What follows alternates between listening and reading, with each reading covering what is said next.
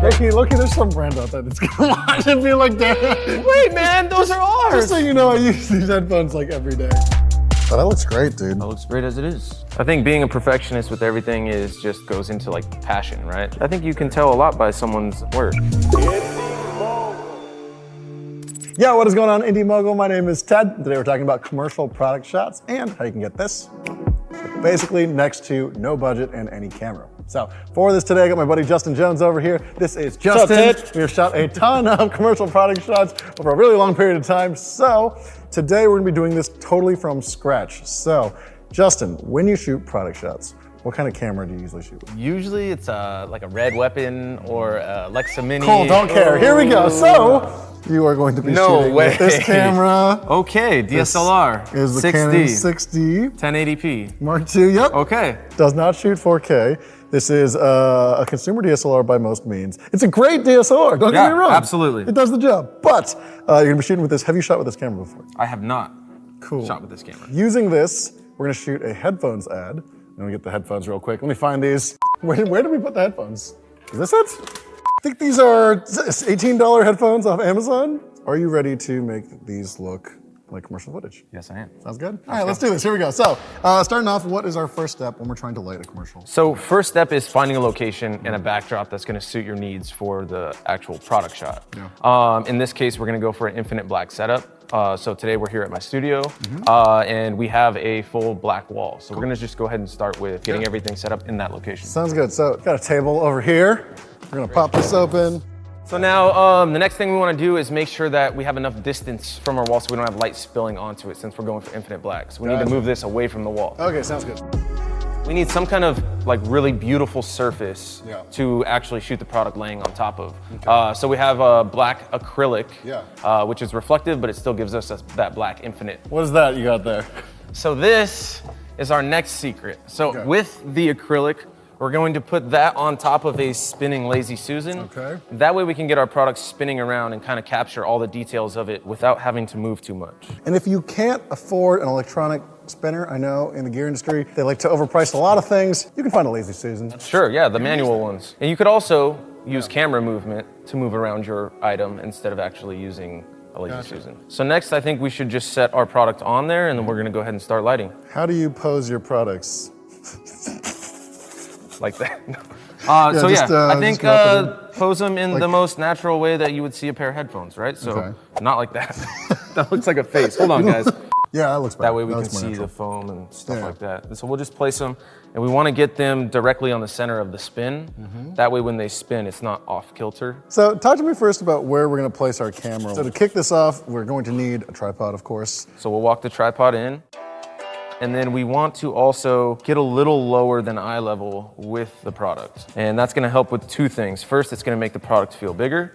And second, it's gonna help us kind of blend our black acrylic into the background. What camera settings are we gonna set to? So our aperture here, we wanna be able to see the product in its entirety. We don't wanna be too shallow on our depth of field. So we're gonna be around like anywhere from like a 4 to an 8. Gotcha. I think that'll give us enough range to be able to see the product. And then if we do need to, we can rack a little bit. Gotcha. And generally speaking, what people have told me is that when you shoot product shots, you want to shoot a little bit deeper so that you can see all the details of the product and things like that too. Yeah, but it's up to you. I agree with that. Yeah. Next thing I want to do is I want to shoot this in slow motion. That's going to give us a ton of possibilities in post. We'll be able to do speed ramps. And then it's also going to be a little more majestic, right? The slow spinning of the actual product. And it just gives you more options. Yeah. More options. That way you can speed it up if you want to, and then you'll still have that really smooth slow motion. Yeah. And this is 60 frames a second. 60 frames. So we're gonna click on that. Now that we're shooting slow motion, we want to make sure that our shutter speed is double our frame rate. Okay. And that just gives us the most pleasant motion blur, and that'll keep our product from being too blurry or too sharp. It'll give us the most cinematic look. Now that we've got our product set and we've got our camera set up,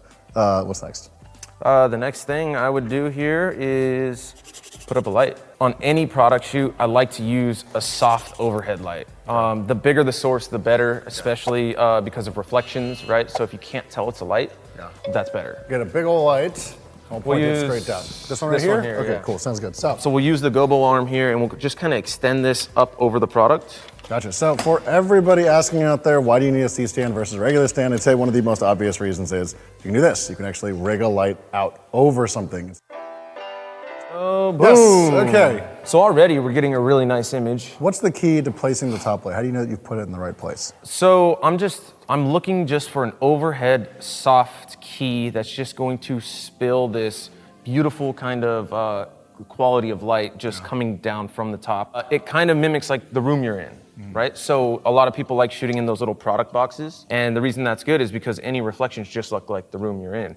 So the bigger your overhead source, like when you're shooting cars, for example, since they're so reflective, you have to shoot on like a 20 by 40 big overhead softbox, and that will allow the reflections to just look like the roof. Already we're looking pretty okay, honestly. Because it's overhead, it's still giving us some shadows. It's not frontal, it's not making it flat. Yeah. So we're still, as you can see, we're getting these shadows here in the product, but it's giving us this really nice fall off on top and into those shadows of the metal. I think the first thing you can do to make these product shots look better is never put a front light. If you have a front light, take it away. Put something either from the back or from the top. The next thing I want to do is put some black duvetine or a blanket or some kind of sheet on the ground actually behind this setup so we don't get light spilling anywhere else. So I'm going to go ahead and grab a sound blanket here. But like I said, you could use like a sheet or a bed sheet or anything black, really. I think we need some kind of back edge just to kind of give us some definition on the product, all right? So it's also going to give us a glimmer on the metal as it spins around. It'll give us that glimmer of hard light. So right now we have soft light. I think we need to add hard light to give some shape to the product. So we're gonna use a kicker. We'll use something with a Fresnel or a spotlight or something sharp. Yeah, right about there. 45 degrees to the back. Beautiful. Okay, another thing we want to do is try and get it off of our acrylic. We'll spot it in and then we'll use the barn door to kind of cut off that light on the bottom. You can also see like down on the headphone band right there. We need to flip those over. So Attention to detail. You're worried about the logo. The logo is upside down. You don't like it? You don't No, like, stop. You don't like me like touching and like You're making it worse. smearing like You're putting your grease oils all over it. The thing with product shot, you constantly have to be cleaning it. It has to be perfect every time you roll the camera. So it takes a lot of time. And then every time it starts to get dirty, every time you handle it, watch out for fingerprints and watch out for dust. We've got a little dust cleaning kit. We got one right over here. Oh my gosh, all those fingerprints, I can see them now. See, don't you wish you didn't do that? Oh my gosh, there's so much dust. Nice.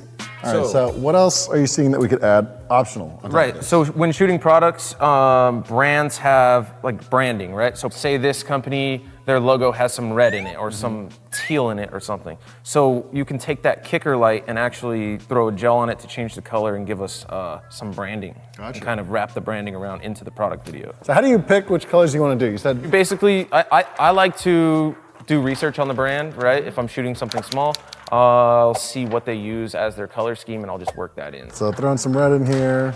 Oh man, look at that. That looks great already. That's incredible. Obviously we need to clean that acrylic, but so far we're getting some beautiful stuff down in our reflections here. And then you can try changing things up, right? You're not stuck to a lighting setup. Then why don't you just turn that guy off? And then you get, this kind of moody reveal of a product. reveal. Yeah, I love it. And real quick, I want to remind you guys about Storyblocks, who will actually save the day when you actually have to make a product commercial and all of the money went into shooting the product, which is definitely not the case in this episode. But if you were backed into a corner like that someday, why not consider trying Storyblocks' incredible library over 790,000 HD and 4K clips. In fact, you can find dozens of clips of people wearing headphones, doing all sorts of things that show off the product, people exercising with the headphones, listening to music in bed with the headphones, or on the couch playing air guitar with the headphones. Literally everything you need to show off the versatility of your product. And sure, you might have to cut away really quickly before anyone notices that those aren't actually the headphones that you shot, but the point is, Storyblocks has an entire library of clips that doesn't limit the amount of times you can download them. That's right, unlimited downloads starting at $17 a month. It's basically a must-have out there, so get started by going over to storyblocks.com/IndieMogul and learn more about their wonderful stock footage library. And now, back to the episode. So already, this is an acceptable shot for me. I would run this easily all day long, but there's a few things we can do to kind of make it pop and make it a little bit different. I like to use haze a lot. We just need a puff of smoke in the background, and that's going to be picked up by our backlight and just give us some visual interest in the background. You have to say the name of the fugger, the Mr. Skelly Skeleton. So I got the Mr. Skelly Skeleton at Party City. It was $79.99, and Fog Juice is like $10, I think, for a gallon. Okay, so this is a really good issue to run into. What's the problem? So we have our smoke, but it's not really present in the scene, right? It's just kind of muddy in the background. So I think we need to add one more light into this setup, and that's just going to be an effect light to give us a backlight on that smoke. So the closer it is to being directly behind the product and down the barrel of the lens, the more you will see it. Let me know if that's flaring in the camera. Yeah, it's flaring. Are we seeing it? Yeah, we're seeing it. There you go, that's good. And then if we can get the house lights back off, here comes the haze. Now, you can see the difference. Oh, night and day.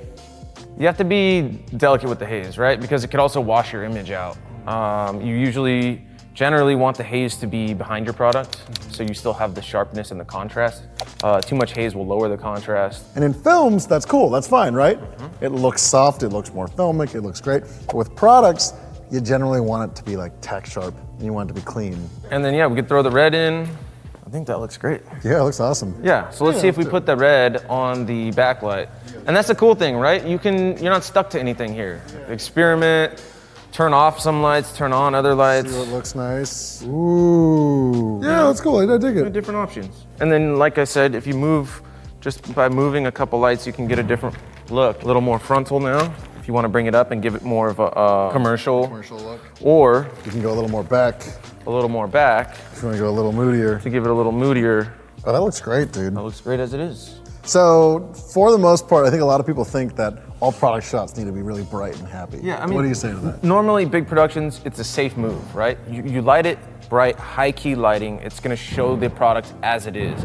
But I feel like, especially in the indie world, that you can break the rules a little bit, right? So here we have an extremely contrasty look.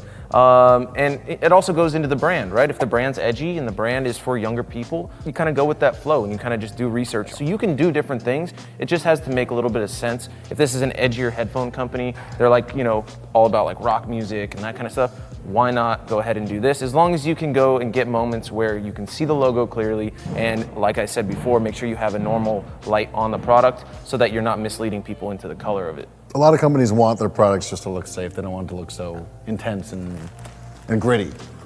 But personally, I like it gritty. I like it gritty too. This, for me, of all of them, possibly even that, looks amazing. Looks so cool. I always like to have multiple looks. So I'll probably go around and turn off and leave one light on, let it roll for 5 seconds, turn that off, turn another light on, let it roll, right? Because that gives you so many options in post. Now you can do something where the product spins and a light turns on, turns off, turns on, turns off, overhead turns on, turns off, right? So there's a lot of effects that you can actually build in if you're thinking about the edit in production. Okay, so after we've got our wide, what kind of shots are we punching in for after this? So now I want to punch in for close-ups. We're gonna make sure that it's 50% different than our original shot. That way it doesn't look like a jump cut, it looks more intentional. And then we're also going to add a little bit of movement with the close-up. While being on the tripod, we can still add that movement without bringing in a slider or anything, just by following details around as they move with the Lazy Susan. Finding details like the logo or the stitching or the reflection. The reflection. Hinges, anything that kind of screams the features of the product.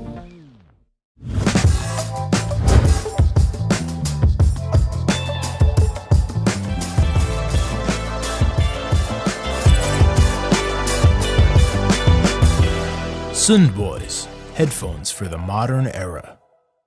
Done. Woo! And cut. Cut! There we go. Now this product shot that we did is headphones, obviously, but we could swap this with all kinds of other stuff. Anything you want. I think any product would work in this scenario. Okay, so I'm gonna throw in some products real quick, just to show that it all looks fine.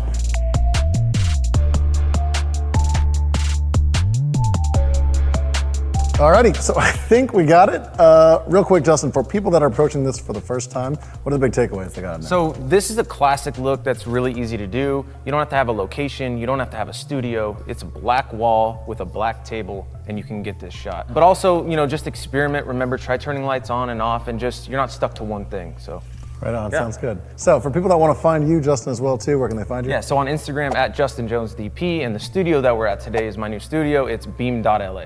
Again, thank you to Storyblocks for sponsoring this video. Start upgrading your videos with high quality stock footage by going over to storyblocks.com/IndieMogul. And of course, if you have any questions, leave them in the comments down below. We'll try to get down there and answer those as well. But Indie Mogul, I'm Ted, and of course, we'll catch you guys in the next one. when you start getting into bigger commercials and stuff like that, you'll have somebody Yeah. from the company there with you, helping you stay on brand. So casually standing behind your shoulder all day making long. sure Yeah. that you're doing the right thing and Basically making all the decisions for you. yeah, for sure.